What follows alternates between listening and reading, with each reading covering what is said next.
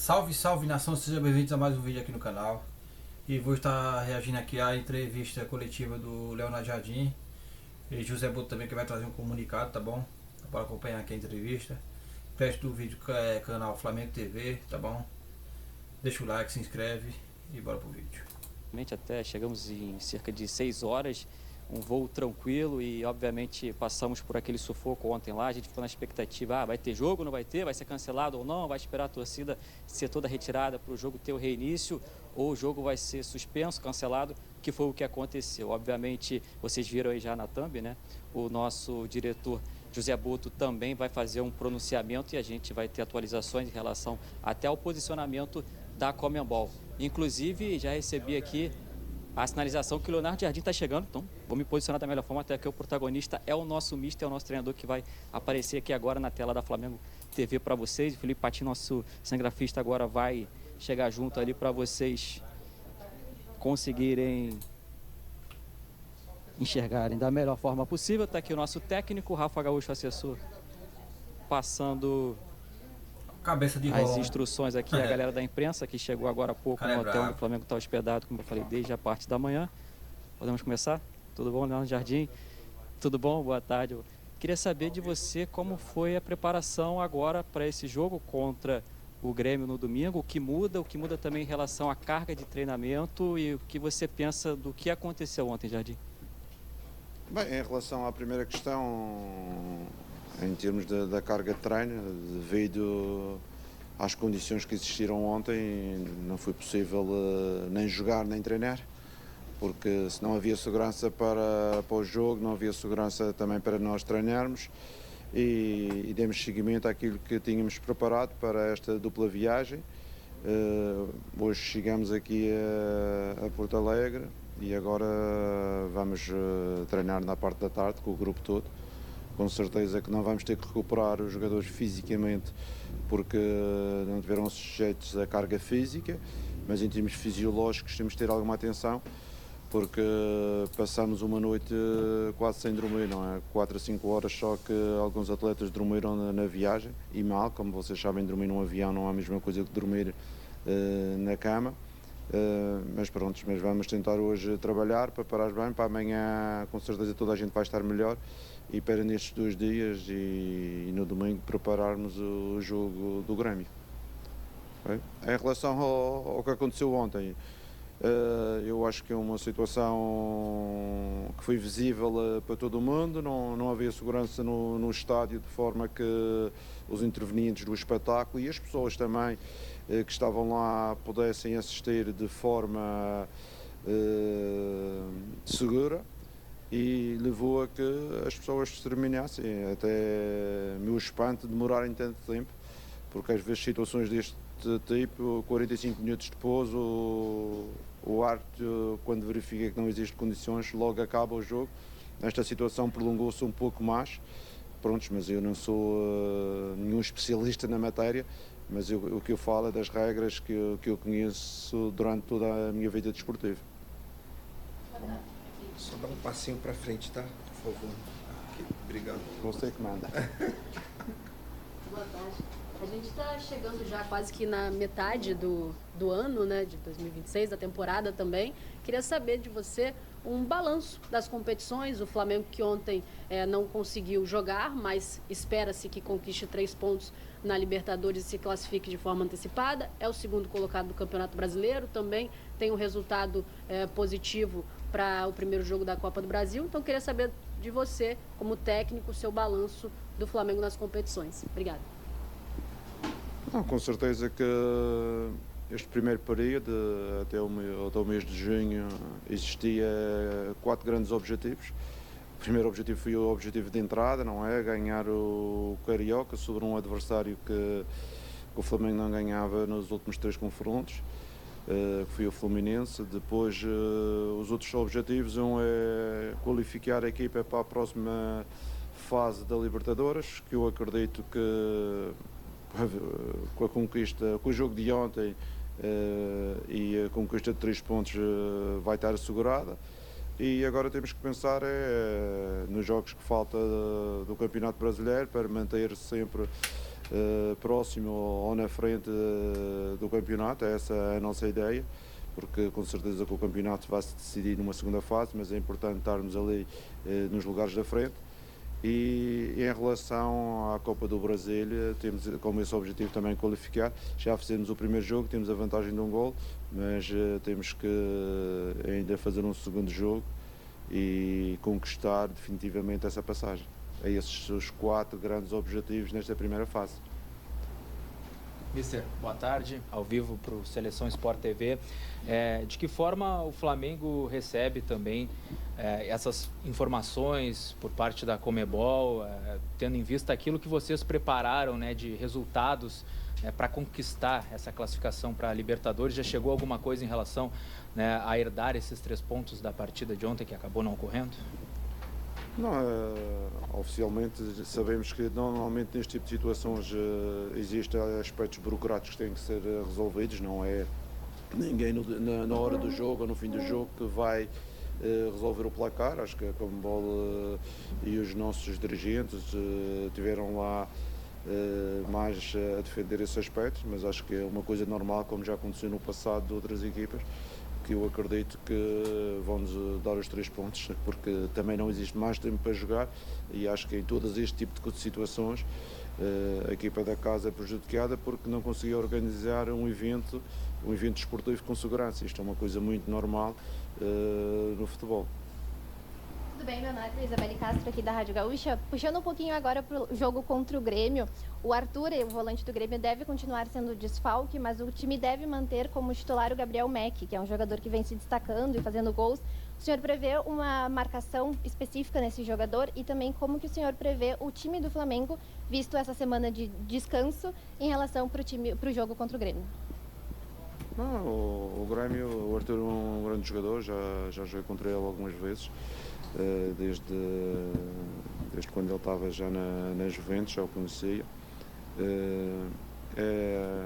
O Grêmio é uma equipa que vale também pelo seu todo, pela sua organização, por isso nós temos que respeitar, mas do nosso lado queremos fazer o nosso melhor, jogar dentro daquilo que é as nossas ideias, procurar os 3 pontos, que é isso que fazemos em todos os jogos.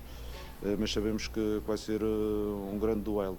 Em relação ao jovem, eu sei que o Meck é um jogador jovem que já o ano passado começou a aparecer, é um jogador de talento, mas com certeza que a nossa prioridade é a equipa do Grêmio como um todo e principalmente a nossa forma de estar. Boa tarde, Júlia Brasil, da X Sports. Falando também sobre esse jogo do Grêmio, o Grêmio tem mostrado uma solidez defensiva muito grande. São 5 jogos sem sofrer gols e agora está jogando com um esquema de 3 zagueiros.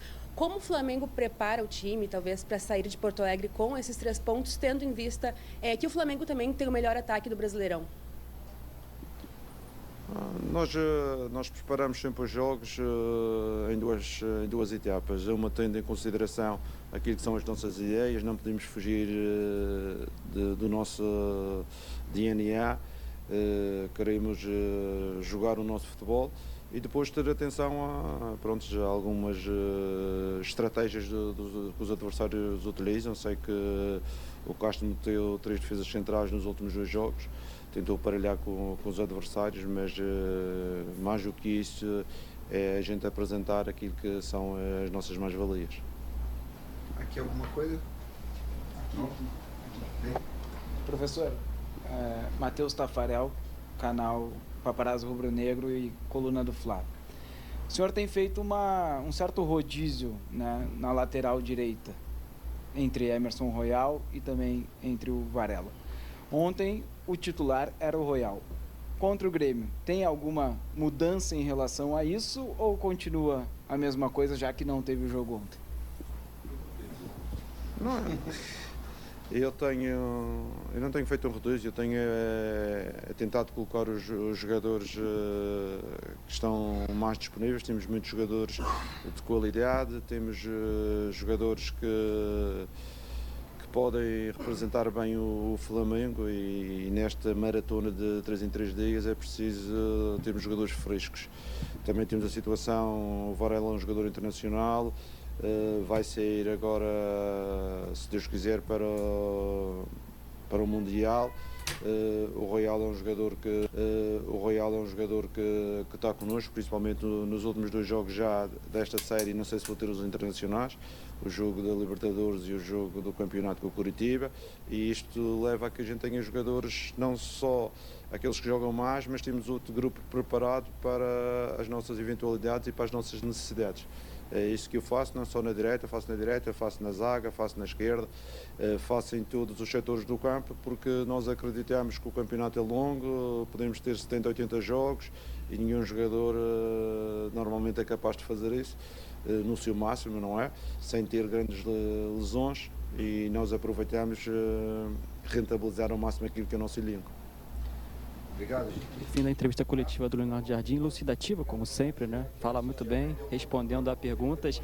O Rodrigo Paiva, nosso diretor de comunicação, está brincando com o Jardim, até porque o Boto já está aqui do lado. Estava só aguardando e observando atenciosamente as respostas do Leonardo Jardim, que, curiosamente, hoje completa 2 meses da estreia dele naquela final do Campeonato Carioca contra o Fluminense. O Flamengo vence nos pênaltis, hoje completando 2 meses. No dia 8 de março estreou o Leonardo Jardim. E agora sim, José Boto, nosso diretor de futebol, vai começar a falar. Está brincando em relação à iluminação. E agora tem o Boto aqui para comentar, principalmente sobre alguma atualização, possivelmente, em relação à situação de ontem, Boto. Não há atualização nenhuma. Agora eles abriram um expediente, não é? Que vai ser analisado pela Comissão Jurídica, não sei se é assim o nome, Departamento Jurídico da Conmebol, que, na minha opinião, não tem outra solução se não dar-nos os 3 pontos. Mais perguntas? Boto, sobre aquilo que aconteceu ainda ontem, muita gente tem olhado, né, os noticiários e pensado, né, que o Flamengo também foi ali hostilizado por parte dos torcedores, mas isso se ateve apenas, né, ao protesto em relação à própria equipe. Queria que você falasse, né, a respeito do que o Flamengo sofreu nos bastidores, se sofreu algum tipo também, né, de incidente. Não, eles não, nada tinham contra o Flamengo.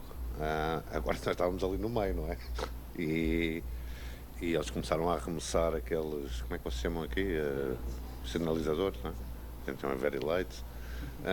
Começaram a lançar aquilo, pedras, ferros, aquilo entrou tudo, não é? Não havia nenhuma condição de segurança, não sabíamos lá se alguém tinha uma arma, uma faca, uma coisa qualquer, e sentimos um pouco ameaçados, como é óbvio. Mas também nunca foi nossa intenção, nunca dissemos a ninguém que não queríamos jogar. Nós queríamos jogar era em segurança. E o presidente do clube, que eu penso que é novo, que é um presidente novo, ele queria evacuar o estádio e depois começar a jogar. E eu dizia-lhe, mas quando as pessoas virem na televisão que está a jogar vai ser pior. Vão voltar todas aí mais raivosas, mais revoltadas, e vai ser pior. Mas era essa insistência que ele tinha, juntamente com alguém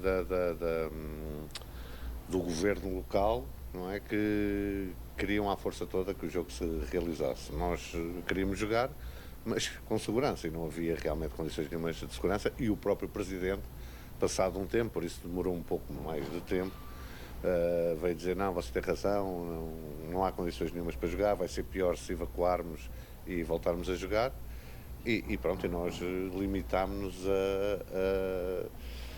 a acatar aquilo que a Conmebol disse, porque realmente não havia mesmo condições nenhumas para jogar.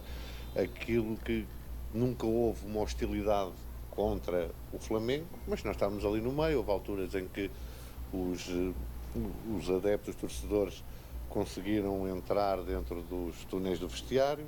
São coisas que não são agradáveis, muita polícia, daquela polícia com choque, né, como vocês chamam aqui também, choque, com shotguns, com a dispararem, às vezes assim, não sabiam bem para onde, aquelas granadas de gás lacrimogéneo. Portanto, não foi uma situação agradável para os nossos jogadores, nem para nós, embora a hostilidade não era contra nós. Eu gostaria de trocar o assunto um pouquinho e falar sobre a Libra, até porque saiu esse novo acordo. Não vou falar. Não vais falar? Isso é a parte desportiva, eu não sei, essa parte da Libra não sei, desculpa, mas não. Qualquer coisa que eu dissesse era, não tinha sentido nenhum. O meu amigo Luís Castro, que foi meu treinador no Shakhtar. Aqui. Matheus Tafarel, Flá TV, aliás, desculpa. Paparazzo Rubro-Negro, coluna do Flá. Vamos lá. Existiu algum momento a Conmebol não dando a garantia de que o Flamengo poderia voltar para o Brasil após a partida? Existiu algum momento um receio de o Flamengo voltar e ter a partida remarcada na Colômbia para amanhã ou para hoje até? Foi algo que nós dissemos logo que não. Que não era possível pelo calendário que existe na América do Sul, era impossível fazer isso. Íamos jogar hoje e agora domingo jogávamos com o Grêmio. Não, isso não é possível. Já há muita coisa assim quase impossível aqui na América do Sul, mas essa aí era completamente impossível. Esse cenário nunca foi colocado. O cenário que foi colocado foi do jogo ser jogado um pouco mais tarde, já sem torcedores no estádio. Esse foi o único cenário que foi colocado, mas que depois, como eu já disse, seria pior, né? Seria pior a emenda com o soneto, como se diz. Boto, aconteceu, né, todo esse tipo de situações extracampo, o Flamengo não entrou de fato, né, em campo para jogar. Não, nós entramos. Entraram para jogar, mas de fato não houve o jogo. Um gol, né? Exatamente. Mas sobre essa questão desportiva, né, caso esses 3 pontos sejam colocados para o Flamengo, é uma expectativa também de vocês da direção, o Flamengo estaria, né, classificado e brigaria, né, contra os Estudiantes para ficar aí com a primeira vaga desse grupo. Fala um pouquinho sobre essa expectativa e dentro do planejamento também pode acontecer, independente do jogo ter havido ou não, esse primeiro objetivo do Flamengo na competição. Nós fomos lá para isso, entramos em campo para isso. Era dentro de campo que gostaríamos de ter essa qualificação assegurada. Temos quase a certeza que a vamos ter, porque não há outra decisão que a Conmebol possa tomar, até porque já há uma jurisprudência sobre isso em jogos do ano passado. É óbvio que isso nos dá assim, um certo alívio para os próximos jogos e dá a possibilidade do treinador, se ele quiser, gerir ainda de uma forma melhor o elenco, e fica o primeiro objetivo da temporada conquistado, da temporada, pronto, desta parte da temporada. Já tinha passado por essa situação alguma vez? Eu trabalhei na Grécia, né? E a Grécia é duro também. Eu tive uma final da Copa da Grécia no meu primeiro ano na Grécia, um PAOK Panathinaikos. Ficou muito, né? Aqui no final que ficou silenciado, né?